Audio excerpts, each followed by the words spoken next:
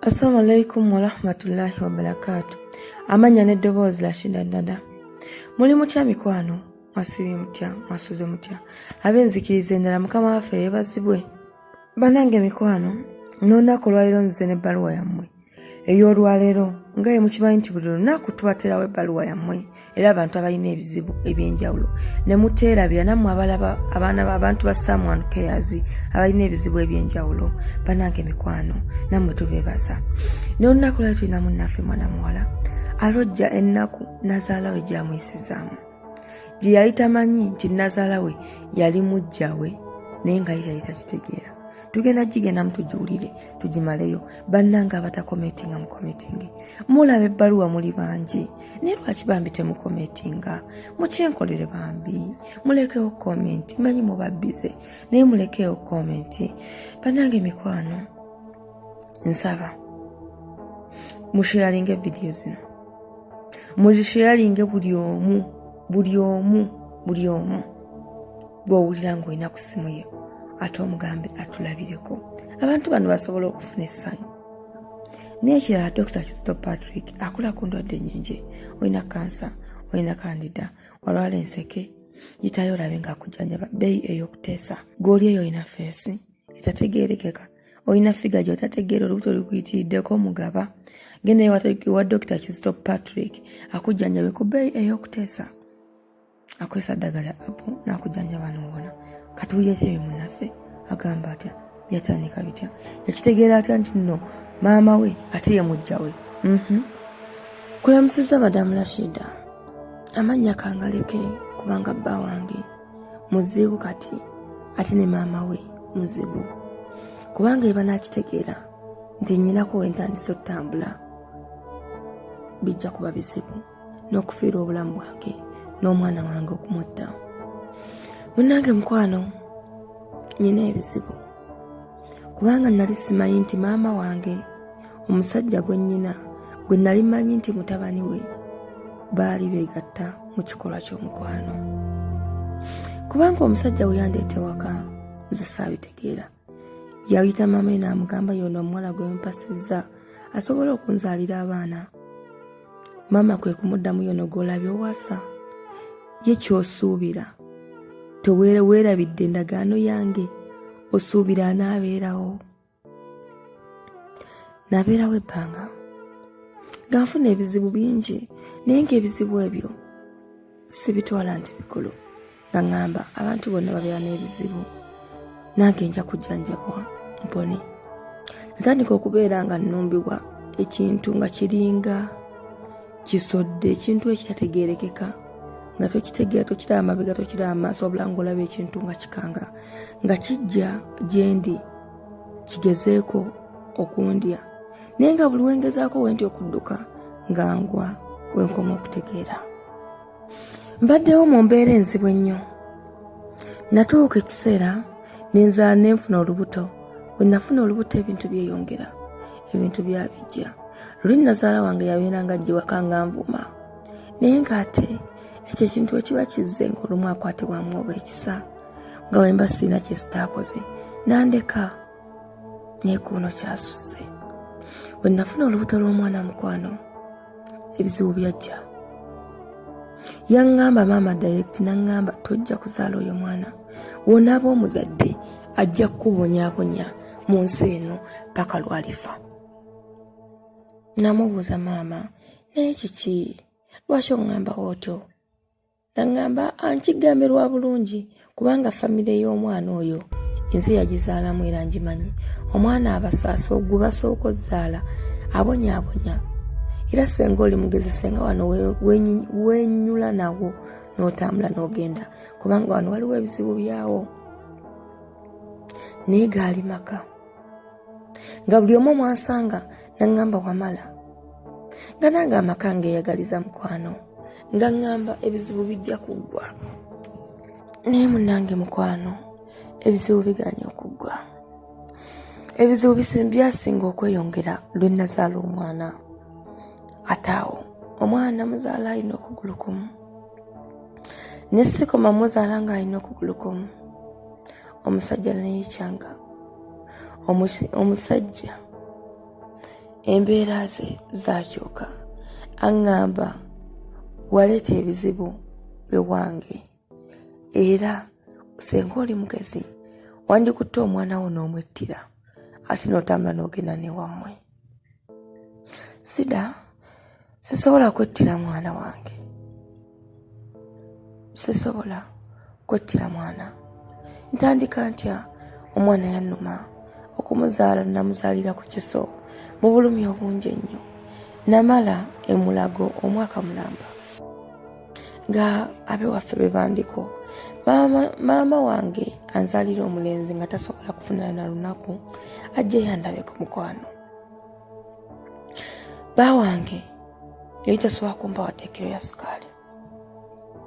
Naye we namala okuwona namubuuza ebibuuzo ne mugamba nzije waka oba ngende waffe. Yaŋŋamba ate wamwononayo ki? Jangu ewaka, amaka go kyaliwo. Omusajja sijja kulimba alinamu akanjagala. Naye nga maama waffe ne waakonkona obukonkonyi oba newategeera mukitegeera nti atuuse ku kyalo, mulaba kuyombagana, kwekuba, buli omu akuba munne kumutta. Mukwano mbaddewo mu mbeera weetyo. We nazaala omwana ng'aliko ebizibu, ng'alaba ekintu ne yeekanga nga nange we nakirabanga. Ne ŋŋamba omanyi, sigenda kutuula, kantambulira omwana wange. Ntambudde mukwano. Nfunye ba pasita, nfunye ba sheehi, nfunye abasawo Abaganda. Naye omusawo omu eyannyamba naŋŋamba nazaalawo yakukola ekyo ekizibu. Ye yateekako omwana oyo ebintu. Si ye yamuwaka n'akakomo.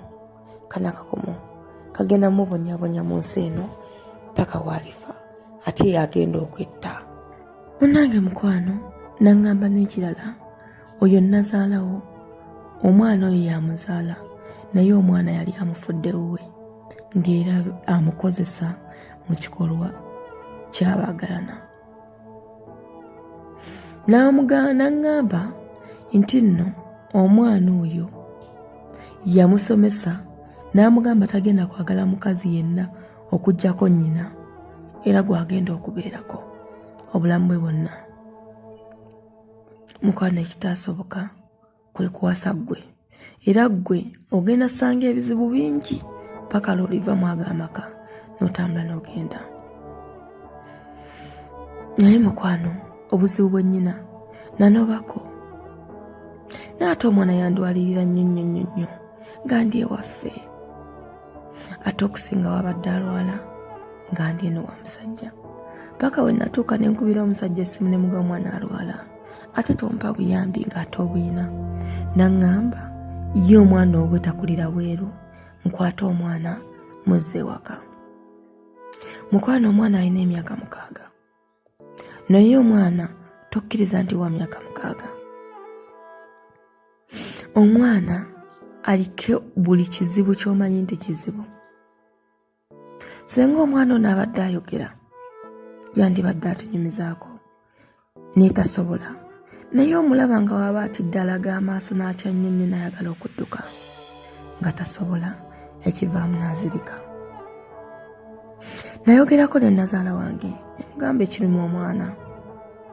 Yaŋŋamba kimu ajja kuwona, ebyo bibaawo mu nsi. Naye nazaala wange ye omuntu ajja ewaka naŋŋamba yo tojja nasula mu kisenge, nze agenda okukisulamu. Byonna nabigumira. Nali saagala byogera mukwano nga mbigumidde nga ŋŋamba nedda. Maama osanga alina ensonga ze ng'era nsula mu ddiiro nga sibalingiriza. Mukwano bintabuseeko, sirina kyakkola.